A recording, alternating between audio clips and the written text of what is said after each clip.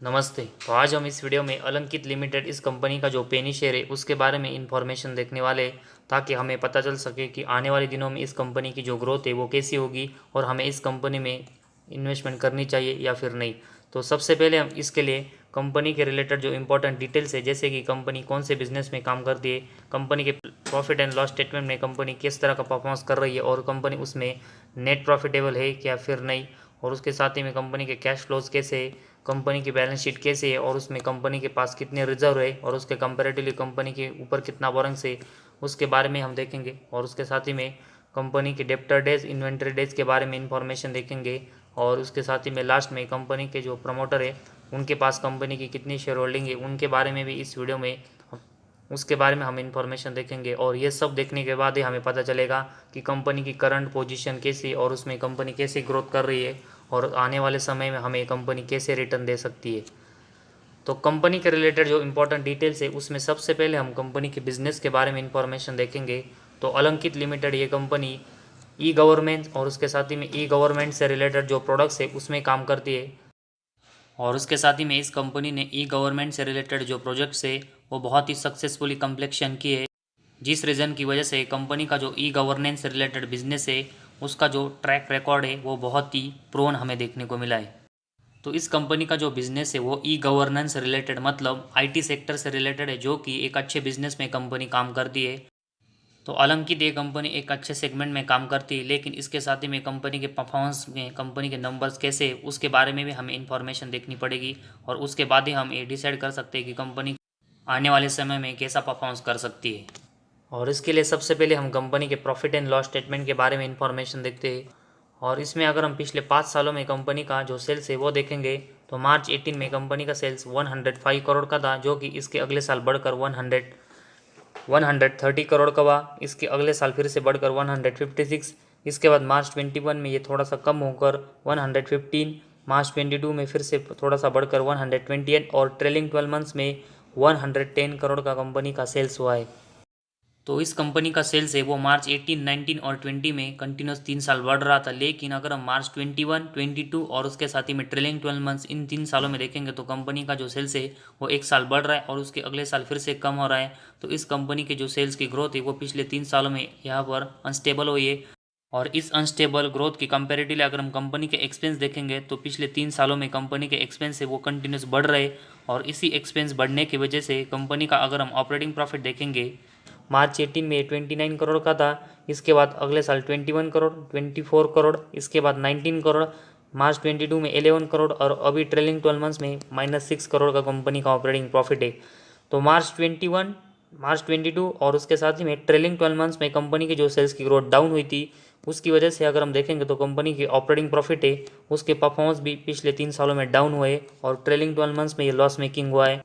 तो ओवरऑल अगर हम कंपनी का ऑपरेटिंग प्रॉफिट का परफॉर्मेंस पिछले 5 सालों में देखेंगे तो इसकी जो ग्रोथ है वो भी यहाँ पर कम हुई है। और उसके साथ ही में ऑपरेटिंग प्रॉफिट मार्जिन के बारे में अगर हम देखेंगे तो ये मार्च 18 में 16% का था, इसके बाद ये अगले साल 15%, इसके अगले साल 17%, मार्च 22 में 9% और ट्रेलिंग 12 मंथ्स में -5% का है। तो पिछले अगर हम 3 साल में देखेंगे तो ऑपरेटिंग प्रॉफिट मार्जिन की जो ग्रोथ है वो भी यहाँ पर कम हुई है, जो कि ये भी कंपनी के परफॉर्मेंस के लिए एक नेगेटिव साइन साबित हुआ है। और उसके साथ ही में अगर हम कंपनी का नेट प्रॉफिट का सेक्शन देखेंगे, इसमें कंपनी ने मार्च 18 में 22 करोड़ का नेट प्रॉफिट जनरेट किया था, लेकिन इसके बाद अगर हम देखेंगे तो कंपनी का जो नेट प्रॉफिट है उसमें कंटिन्यूस डाउनफॉल हुआ, जो कि 14 करोड़, 11 करोड़, मार्च 22 में 3 करोड़ और ट्रेलिंग 12 मंथ्स में ये -17 करोड़ का लॉस में कंपनी गई है।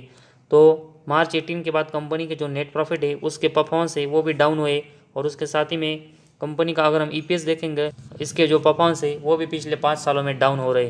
कंपनी का अगर हम प्रॉफिट एंड लॉस स्टेटमेंट देखेंगे तो कंपनी की जो सेल्स की ग्रोथ है वो पिछले 3 साल में कम हुई है और उसकी वजह से कंपनी का ऑपरेटिंग प्रॉफिट मार्जिन इसकी जो ग्रोथ है वो भी कम हुई है और ये अभी ट्रेलिंग 12 मंथ्स में लॉस मेकिंग हुआ है। साथ ही में कंपनी का नेट प्रॉफिट और ईपीएस की जो ग्रोथ है वो भी पिछले अगर हम 5 साल में देखेंगे तो ये भी कम हुई है और अभी ये ट्रेलिंग 12 मंथ्स में लॉस में भी गया है।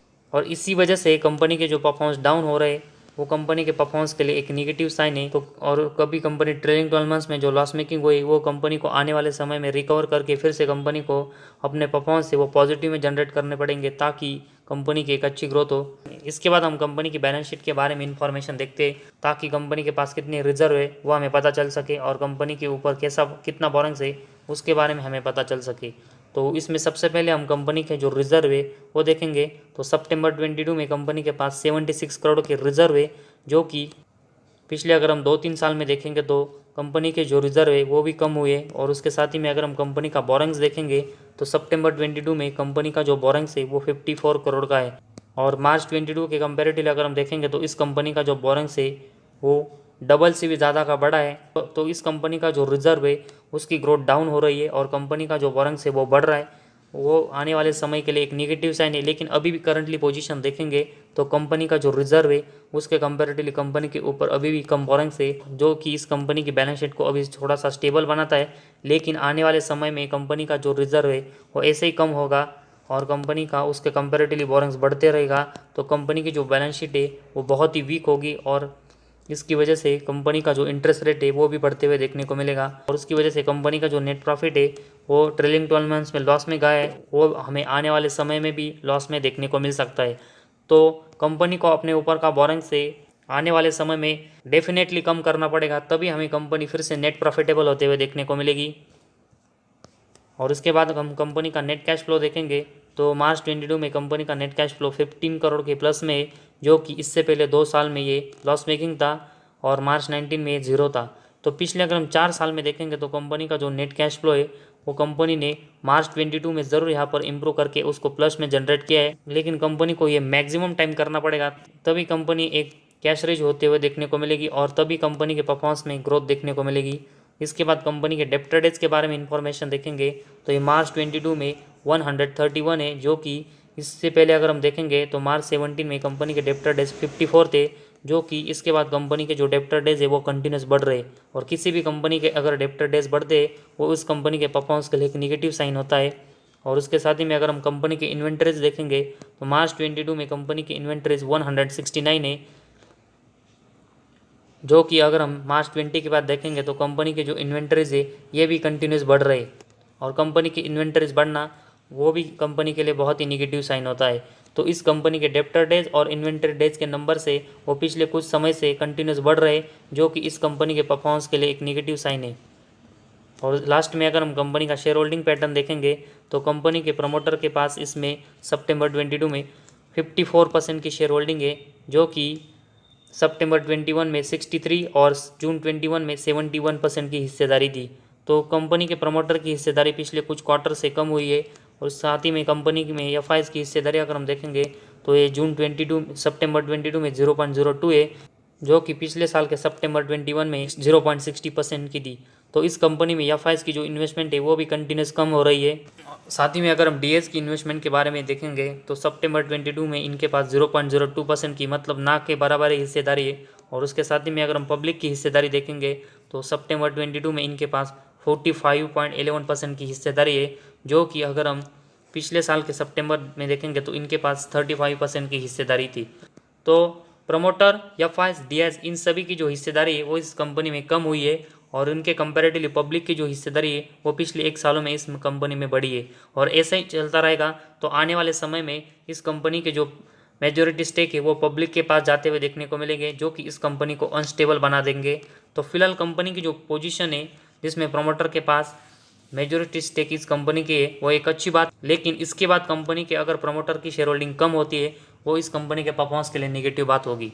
तो अभी हमने कंपनी के रिलेटेड जो भी इंफॉर्मेशन देखी है उसमें कंपनी के प्रॉफिट एंड लॉस स्टेटमेंट में कंपनी के सभी सेगमेंट है, जैसे कि कंपनी का sales, net profit, EPS, operating profit और ऑपरेटिंग प्रॉफिट मार्जिन, इन सब में कंपनी के परफॉर्मेंस है वो पिछले कुछ सालों में कंटिन्यूस डाउन हो रहे और कंपनी ट्रेलिंग 12 मंथ्स में लॉस मेकिंग हुई है, जो कि एक निगेटिव साइन है। साथ ही में कंपनी का बोरेंस है वो पिछले कुछ सालों में बढ़ा है और उसके कंपेरेटिवली कंपनी का जो रिजर्व है वो पिछले कुछ समय में यहाँ पर कम हुआ है, जो कि एक निगेटिव साइन है। साथ ही में कंपनी के डेप्टर डेज और इन्वेंटरी डेज के नंबर से वो भी यहाँ पर कंटिन्यूस बढ़ रहे हैं, जो कि इन्वेंटरी डेज और डेप्टर डेज के नंबर्स बढ़ते वो इस कंपनी के परफॉर्मेंस खराब होने का इंडिकेशन है। और उसके साथ ही में कंपनी का नेट कैश फ्लो कंपनी ने ज़रूर मार्च 22 में यहाँ पर प्लस में जनरेट किया है, लेकिन सिर्फ 1 साल कंपनी का नेट कैश फ्लो प्लस में होने से कोई भी कंपनी यहाँ पर ग्रोथ नहीं कर पाती। तो इसी वजह से कंपनी को आने वाले समय में भी नेट कैश फ्लो यहाँ पर कंटिन्यूस प्लस में जनरेट करना पड़ेगा, तभी कंपनी की अच्छी ग्रोथ हो पाएगी।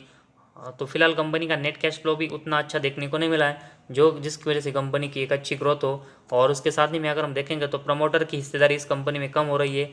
एफआईज की इन्वेस्टमेंट इस कंपनी में पहले थी, वो भी यहाँ पर जीरो होते हुए देखने को मिली है। और डीएस की जो इन्वेस्टमेंट है वो भी इस कंपनी में लगभग जीरो है। और उसके कंपेरेटिवली पब्लिक की जो हिस्सेदारी वो इस कंपनी में बढ़ रही है। तो इस कंपनी के जो परफॉर्मेंस है वो कंटिन्यूस डाउन हो रहे हैं। और इस परफॉर्मेंस डाउन होने की वजह से कंपनी के जो फंडामेंटल है वो बहुत ही वीक हो रहे हैं। और इसी वीक फंडामेंटल की वजह से अभी हम इस कंपनी में ज़्यादा इन्वेस्टमेंट के बारे में नहीं सोच सकते।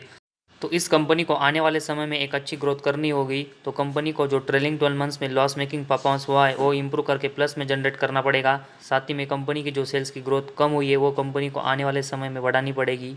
और बोरेंस भी कम करने पड़ेंगे, तभी हमें अलंकित कंपनी आने वाले समय में एक अच्छी रिटर्न देते हुए देखने को मिलेगी। तो आने वाले कंपनी का परफॉर्मेंस कैसा रहता है उसके ऊपर तो हमें फोकस देना ही पड़ेगा। लेकिन अभी कंपनी की जो पोजीशन है उसमें कंपनी के फंडामेंटल अभी भी वीक है, जिसकी वजह से हम इस कंपनी में ज़्यादा इन्वेस्टमेंट के बारे में अभी नहीं सोच सकते।